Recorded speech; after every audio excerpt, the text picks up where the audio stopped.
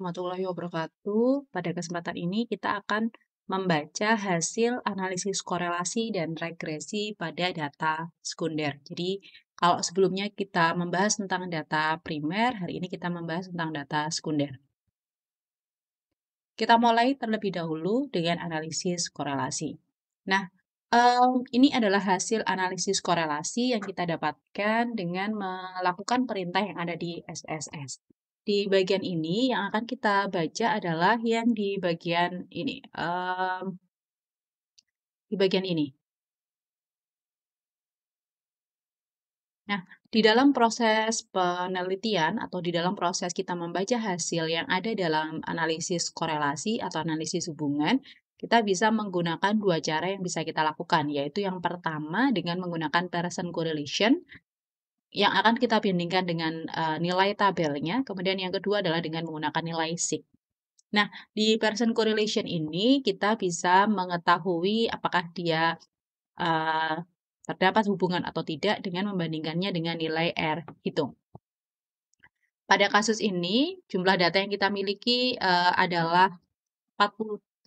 Jadi di sini kita tahu bahwa jumlah data kita adalah 48, maka kita bisa melihat tabel di sini 48 untuk alfa yang kita pakai di sini adalah 5%. Maka kita akan membandingkan nilainya dengan 0,284. Jadi nilai Pearson correlation akan kita bandingkan dengan 0,284.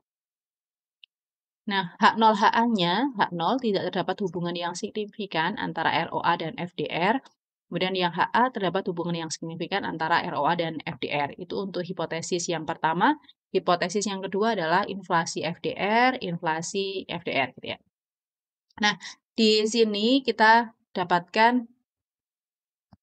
seperti ini, ada yang salah di sini ya. Harusnya 0,28. Di sini saya hapus, ini keliru. 0,284 ya. Nah, di sini nilai R hitung yang kita dapatkan adalah min 0,909 untuk ROA dan FDR dan inflasi FDR min 0,570. Dari hasil ini dapat kita ketahui bahwa nilai R hitung dari kedua variabel itu adalah bertanda negatif. Negatif dalam korelasi itu menunjukkan hubungan yang negatif. Hubungan yang negatif itu biasanya kalau kita gambarkan, jadi kalau ini ada ROA, ini ada FDR. Kalau hubungan yang negatif itu biasanya seperti ini. Jadi kayak bentuk-bentuknya seperti ini. Jadi semakin besar ROA, maka FDR-nya semakin kecil. Ketika FDR-nya besar, maka ROA-nya kecil. Atau kalau hubungan yang positif biasanya seperti ini. Saya kasih contohnya, misalkan kita punya ROA itu kan keuntungan, ROA keuntungan dengan modal. Biasanya kalau modal dengan keuntungan itu hubungannya positif. Biasanya kalau positif itu bentuknya seperti ini. Oh, semakin besar modal, maka keuntungan semakin besar. Ini yang kita sebut sebagai negatif, hubungan yang negatif. Yang ini adalah kita sebut sebagai hubungan yang positif. Seperti itu. Jadi, tanda negatif itu pada saat kita membandingkan R hitung dengan R tabel, biasanya tidak kita pakai. Jadi, kita hanya memakai nilai tanpa negatifnya. Jadi, kita lihat nilai mutlaknya. Nah, dari situ kita dapatkan bahwa ROA dan FDR memiliki hubungan, dan hubungan yang ada itu adalah hubungan yang negatif. Kemudian, inflasi dan FDR juga memiliki hubungan, di mana hubungannya adalah hubungan negatif. Hubungan negatif ini kita ketahui ketika kita mendapatkan Pearson correlation yang bertanda negatif. Jadi, kalau tandanya negatif, berarti hubungan antara kedua variabel ini adalah hubungan yang negatif. Lanjut.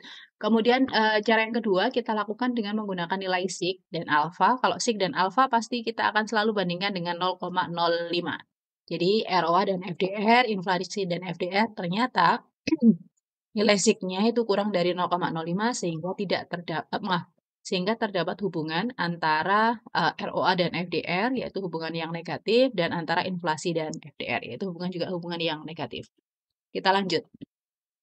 Kita lanjutkan dengan pengujian asumsi klasik. Pengujian asumsi klasik di dalam model regresi, biasanya kalau data kita adalah data sekunder, kita jarang untuk melakukan uji asumsi klasik untuk linearitas karena biasanya memang jarang untuk terpenuhi sehingga memang uji linearitas biasanya tidak kita lakukan. Nah, kita jadi lanjut ke uji normalitas di sini.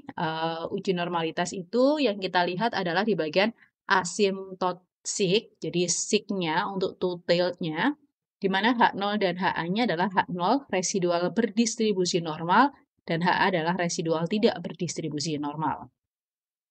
Nah, berdasarkan hasil ini kita tahu bahwa nilai sig dari unstandardized residual adalah 0,200. Jadi yang kita dapat dari sini 0,200 gitu ya. Kemudian nilai ini lebih besar dari 0,05 sehingga gagal tolak H0. Ini gagal tolak. Ya ini ya, gagal tolak H0 sehingga dapat kita simpulkan bahwa residual berdistribusi normal. Sehingga asumsi normalitas terpenuhi. Lanjut, setelah normalitas kita bisa lakukan uji heteroskedastisitas. Nah, dari sini kita dapatkan untuk yang pertama, ROA memiliki nilai sig 0,339 lebih besar dari 0,05. Hal ini menunjukkan bahwa ROA tidak memiliki pengaruh terhadap nilai mutlak residual atau ABRES. Selanjutnya, variabel yang kedua ada inflasi. Inflasi memiliki nilai sig-nya adalah 0,819 lebih besar dari 0,05 yang menunjukkan bahwa inflasi tidak memiliki pengaruh terhadap nilai mutlak residual.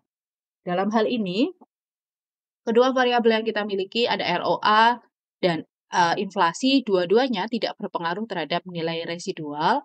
Nilai mutlak residual atau ABRES menunjukkan bahwa tidak terjadi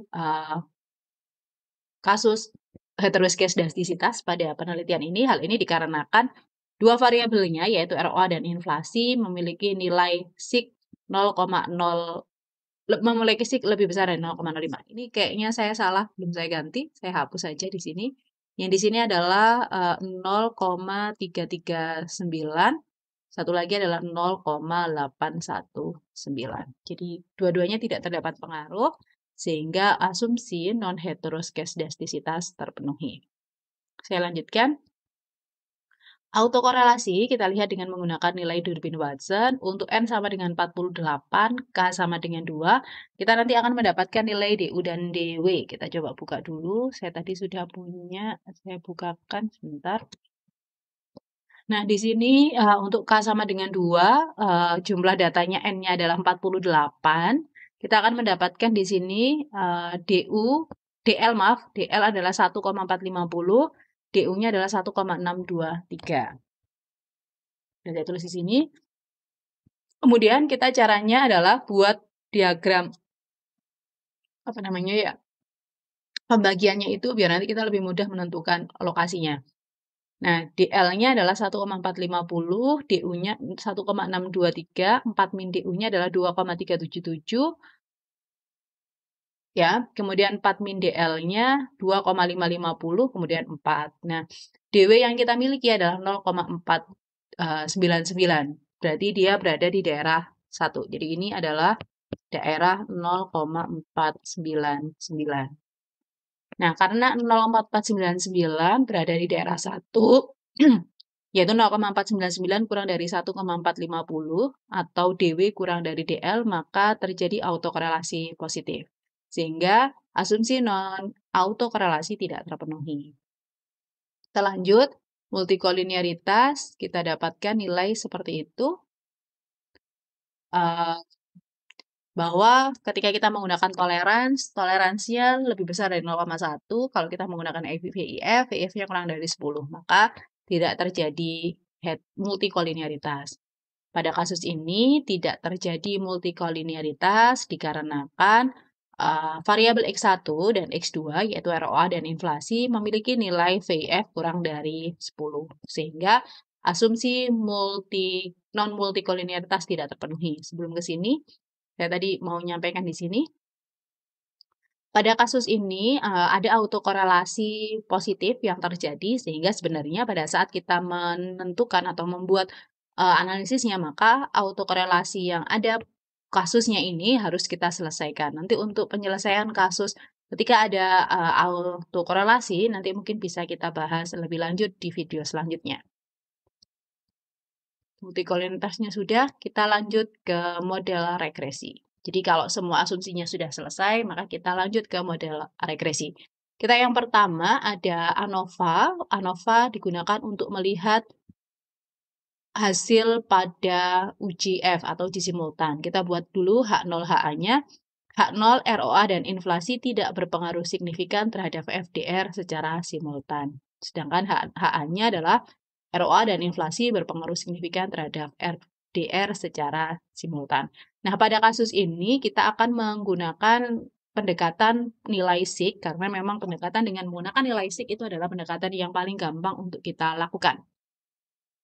Nilai SIG dari uji F sebesar 0,00 lebih kecil dari 0,05 sehingga tolak H0 dan disimpulkan bahwa ROA dan inflasi berpengaruh signifikan terhadap FDR secara simultan. Kita lanjutkan dengan menggunakan F hitung dan F tabel. Kita punya DF12, DF2-nya 57. Jadi nanti teman-teman bisa lihat di tabel DF1 itu K, banyaknya variabel X. Kemudian DF2 itu adalah N min K min 1, 48, min 2, min 1 sampai dengan 45. Sehingga kita bisa lihat tabelnya, di situ ada 3,204. Nah, H0HA-nya masih sama dengan yang menggunakan SIG 0,00. Kemudian nilai F hitung dari uji F sebesar 122,030 lebih besar dari 3,204 sehingga tolak H0 dan kita simpulkan bahwa ROA dan inflasi berpengaruh signifikan terhadap FDR secara simultan. Lanjut. Ini adalah uji T, jadi kita harus uji satu persatu. Kita uji T bisa menggunakan SIG, bisa menggunakan T hitung, T tabel. Kita gunakan SIG terlebih dahulu. H0-nya, ROA tidak berpengaruh signifikan terhadap FDR secara parsial. Kemudian HA, ROA berpengaruh signifikan terhadap FDR secara parsial. Nah, nilai SIG dari uji T sebesar 0,00 lebih kecil dari 0,05 sehingga tolak H0, jadi dapat disimpulkan ROA berpengaruh signifikan terhadap FDR secara parsial. Kita lanjut. Dengan menggunakan variabel yang kedua ada inflasi. Inflasi tidak berpengaruh signifikan terhadap FDR secara parsial. Inflasi berpengaruh signifikan terhadap FDR secara parsial. Kita gunakan nilai SIG dari uji T yaitu 0,028 lebih kecil dari 0,05 sehingga tolak H0 jadi dapat disimpulkan inflasi berpengaruh signifikan terhadap FDR secara parsial. Nah, kemudian kita akan menggunakan pendekatan dengan menggunakan nilai T tabel dan T hitung.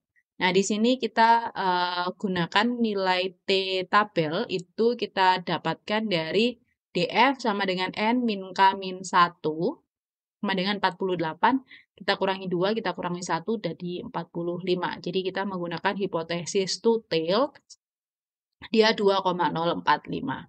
Kita jelaskan satu-satu. Ada H0, ada HA, kemudian kita lihat nilai T hitungnya. Nah, di sini yang mungkin perlu teman-teman perhatikan bahwa di sini nilai T hitung dari uji T itu kan negatif. Negatif 12,250 sehingga nilai mutlak dari T hitung ini, karena kita menggunakan nilai mutlak, adalah 12,250 lebih besar dari 2,014 sehingga tolak H0 jadi dapat disimpulkan ROA berpengaruh signifikan terhadap FDR secara parsial. Di mana nanti di sini pengaruh yang diberikan itu adalah pengaruh yang negatif. Jadi tanda yang ada di sini ini kan negatif ya. Tanda negatif yang ada di sini. Tanda negatif ini menunjukkan bahwa pengaruh yang diberikan antara variabel X ke variabel Y itu adalah pengaruh yang negatif. Saya lanjutkan. Kemudian untuk X2 yaitu inflasi, di sini kita punya nilai inflasinya itu min 2,260. Jadi kalau kita hitung T hitungnya mutlaknya berarti dia positif. Jadi 2,264 lebih besar dari 2,014 sehingga tolak H0 dan kita simpulkan bahwa inflasi berpengaruh signifikan terhadap FDR di mana pengaruh yang diberikan di sini adalah pengaruh negatif. Pengaruh negatif. Negatifnya dapat dari mana? Negatifnya kita tahu dari nilai yang ada di sini, di mana dia adalah negatif min 2,26. Lanjut. Kemudian kita bisa membuat model. Jadi kalau modelnya itu negatif, teman-teman langsung aja min gitu ya. Jadi jangan plus min. Jadi kita langsung aja min. Jadi kita bisa dapatkan modelnya FDR sama dengan 221,073 min 1,491 dikalikan dengan ROA dikurangi 2,520 dikalikan inflasi plus error. Nilai konstanta B0 sebesar 221,073 menunjukkan bahwa apabila variabel independen, yaitu ROA dan inflasi 0, atau tidak ada di dalam model, maka FDR sebesar 221,073. Kemudian kita lanjutkan. Nah, koefisien untuk B1 yaitu untuk variabel ROA sebesar min 1,491. Negatif di sini kan ada kata negatif ya. Jadi di sini ada kata negatif menunjukkan bahwa ROA dan FDR memiliki pengaruh yang negatif. Jadi kalau di sini tadi negatif, berarti ya kita taruh dia negatif. Jadi pengaruh yang diberikan dari FDR itu adalah pengaruh yang negatif. Definisi dari negatif adalah ketika ROA meningkat, maka FDR akan mengalami penurunan. Jadi kalau ROA-nya naik, jadi kalau saya taruh di sini misalkan, definisi negatif itu,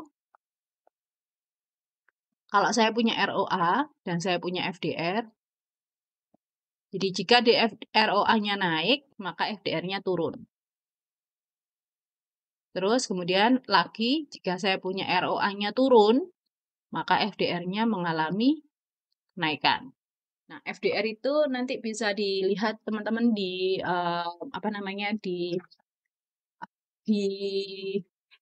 definisi dari FDR itu apa. Kalau ROA kan keuntungan. Saya coba cari dulu lah. FDR itu secara definisi itu apa. Jadi kita bisa mungkin lebih jelas untuk menjelaskan itu ketika ini ya. FDR Bank Syariah coba.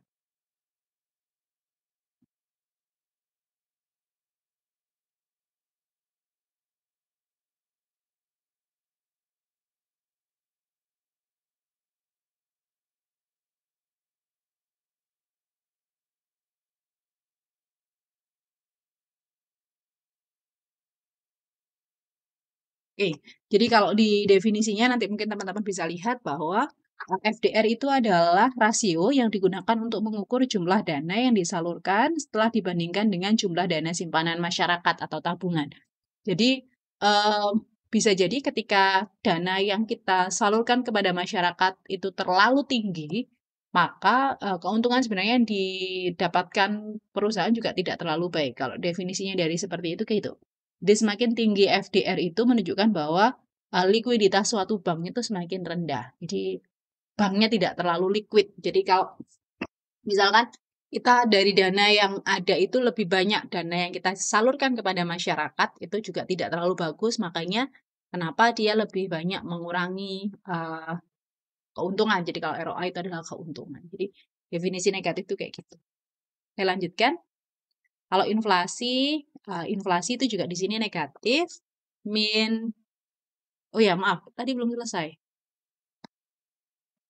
Jadi ini lebih lanjut, jika ROA naik satu satuan, kita gunakan satuan saja. Jadi jika ROA naik satu satuan, maka FDR akan mengalami penurunan. Jadi kalau sudah ada kata penurunan, negatifnya kita hilangkan. Jadi definisi penurunan itu negatif itu. Penurunan 1,491 satuan dengan asumsi variabel lain tetap tidak berubah. Jadi kalau definisinya negatif itu kalau naik satu satuan, maka satu lagi adalah turun sejumlah koefisiennya dengan menghilangkan tanda negatifnya. Karena definisi dari penurunan itu adalah negatif itu. Kemudian kita lanjutkan untuk selanjutnya adalah variabel inflasi. Inflasi memiliki nilai koefisien 2,050 menunjukkan bahwa pengaruh inflasi terhadap FDR adalah pengaruh yang negatif. Jadi kalau definisinya di sini,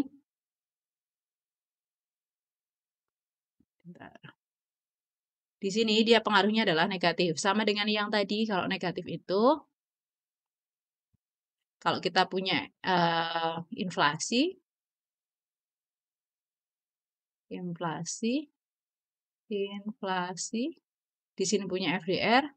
Jadi kalau inflasinya naik, maka FDR-nya turun. Kalau inflasinya turun, maka FDR-nya naik. Jadi kalau definisinya negatif itu tandanya berbeda arah. Jadi satunya naik, satunya turun, satunya turun, satunya naik gitu ya. Nah, arti jadi ketika inflasi naik, jadi apa jadinya definisi negatif itu adalah ketika inflasi mengalami kenaikan, maka FDR akan mengalami penurunan seperti itu. Lebih jauh, jika inflasi naik satu satuan, maka FDR akan mengalami penurunan sebesar 2,520 satuan dengan asumsi variabel lain tetap atau tidak berubah. Jadi ketika kita mendefinisikan negatif, bentuknya seperti itu. Selanjutnya, model summary, saya selalu bilang kalau di model summary teman-teman akan bisa melihat R. R itu adalah hubungan antar hubungan korelasi bergandanya gitu ya. Kemudian ada R square, ada adjusted R square. Kalau suruh milih R square sama adjusted R square, saya biasanya memang memilih R square karena saya tidak membandingkan metode, jadi saya cukup menggunakan satu metode saja, makanya saya akan memilih R square. Nah, di sini hubungan antara X, yaitu inflasi, ROA dan inflasi secara bersama-sama memiliki hubungan yang sangat kuat dengan FDR. Nanti bisa dilihat di tabel, biasanya ada tabel untuk melihat seberapa besar kuat atau lemahnya hubungan gitu ya.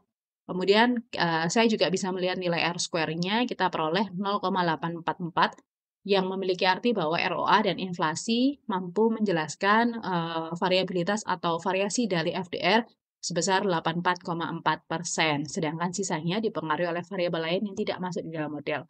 Nah, dari ini 84,4% ini kita dapat dari mana? Kita dapat dari 0,844 kita kalikan dengan 100%. Sehingga kita dapatnya adalah 84,4%. Baik.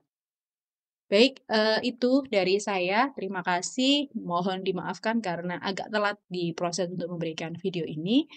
Semoga ujiannya nanti berjalan dengan baik. Sekian dari saya. Wassalamualaikum warahmatullahi wabarakatuh.